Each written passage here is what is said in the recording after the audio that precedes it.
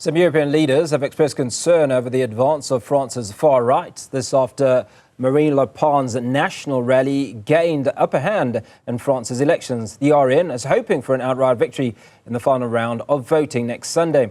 The party has a strong anti-immigration policies. Well, I'm joined now by Professor Patrick Bond, Distinguished Professor of Sociology and Director of Centre for Social Change at the University of Johannesburg. Professor, it's always great speaking to you. Let's talk about this situation in France. Just unpack for it what it all means for the layperson. It's very good to be with you, Hugo, and it's such an interesting and important election. There are so many elections this year.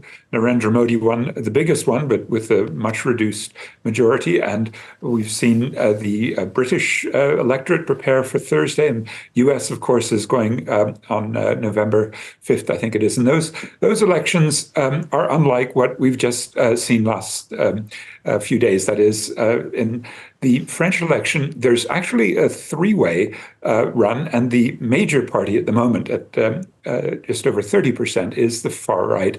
And then you've got just under 30% the far left, a new popular front. And then you have the establishment, which is really taking a hit. That is President Macron's party, which is down to 20%. And this is what makes this so terribly important. They are going to a second round on Sunday, and tonight they have to decide whether the center party, Macron, decides to pull away from seats that they're running for that would give them a potential in the parliament. And the reason they would do that is because they've got to deal with the left in order to keep the far right out. And that left would then potentially have a majority role in France. And this is so very different than the other major European countries, Italy, where the far right has taken power, and Germany, where the center, the Social Democratic Party, reestablished. So it's a very fluid situation. And I think because Jean-Luc Mélenchon is a very formidable socialist on the left, and Marine Le Pen has built up her far-right party, inherited from her father, to the point where it's the leading party. And Emmanuel Macron has made so many mistakes from the center that this is a very difficult one to predict. Now, should Emmanuel Macron's party lose this election, it doesn't affect his governance, does it? Well, it will, because, although you're right, he would stay in power as the president until 2027. He'd lose the state. And there is quite an interesting constitutional debate if you're the president, where you have both military and foreign policy powers, but you really don't control the parliament. And the parliamentary people are going to say, okay, well, if we get 50%, we should have the prime ministership, and then we would really control the direction of the state policies. And that's terribly important in relation to especially the Russia invasion of Ukraine, which Macron and Mélenchon are opposed to, but we wouldn't necessarily see such strong opposition from Le Pen, who's flirted with Putin in the past. But on the other hand, it's a fluid situation everywhere geopolitically.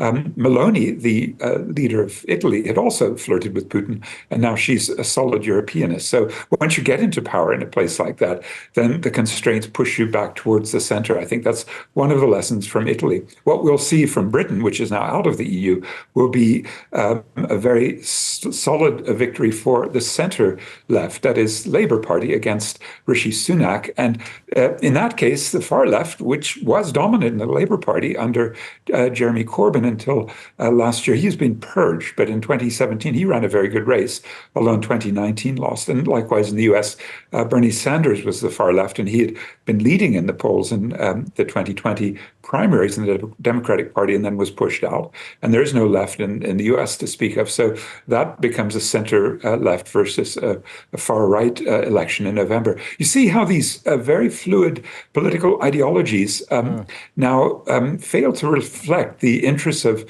the majority of voters. And that's where I think France will be a much clearer signal whether the West, which has gotten slower growth, deindustrialization, and much worse inequality, whether they can shift to the left to try to remedy those problems. Well, you speak of a majority of voters, but if we look at the distribution of votes in this contest, it's one part, I think Marine Le Pen had something close on a little over 33%.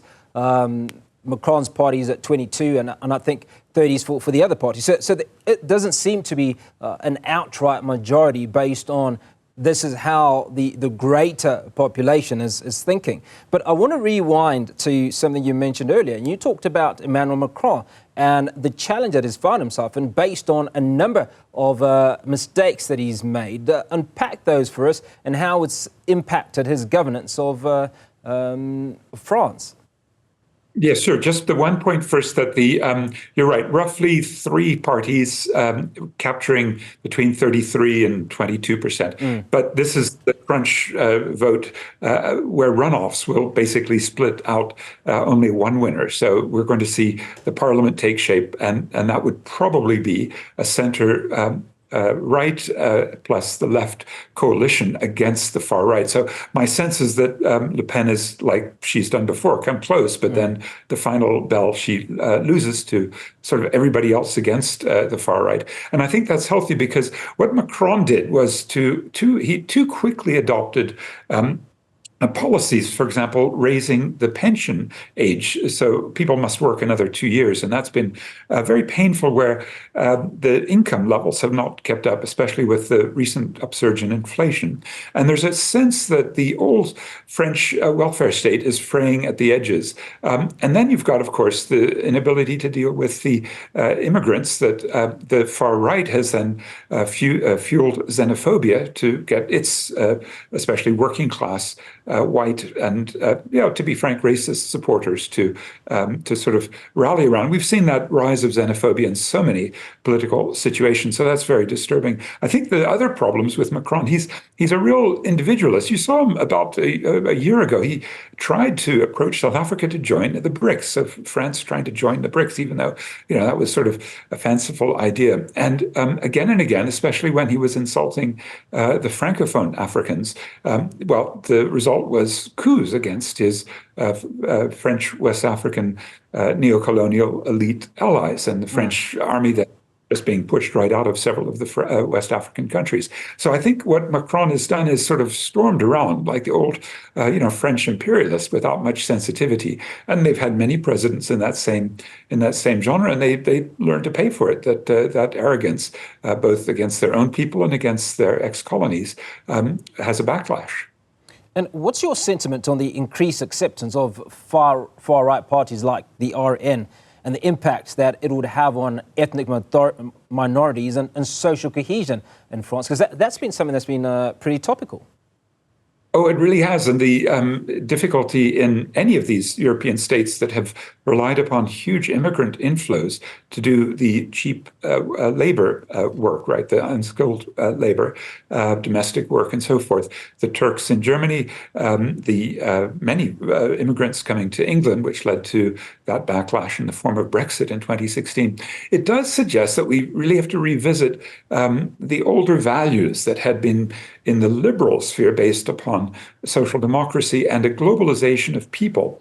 The problem is that when you have globalization of capital and you lose many of the jobs that kept the mainstream, let's say, working class and lower middle class feeling like they could progress, when those jobs have gone to very low-wage countries, and then they're cheap imports, but there are very few good jobs. And then the sense of competition with the immigrants gets serious. Now, we certainly have that here. We haven't had such clear ideologies. We've got ideologies across the board, especially in this Government of National Unity with the Pan-African Congress running land reform and a far-right party, Freedom Front, in it, the Democratic Alliance running agriculture. I can see a lot of conflicts at that simple ideological level. But the fact that the left doesn't really have a clear party. It's got an EFF. It's got some African nationalism in the MK party, and it's got the left within the ANC itself, which is the Communist Party in Kasatu. What that means, we haven't yet had the sort of clarity that I think the French are going to get first tonight when the center has to decide, will we withdraw some of our candidates and let the left wing campaign, and then on Sunday when the voters get to decide. Well, we must talk about the youth and political engagement. Now, Jordan Bardella, RN's candidate for Prime Minister, he has a strong following among the youth through platforms like TikTok.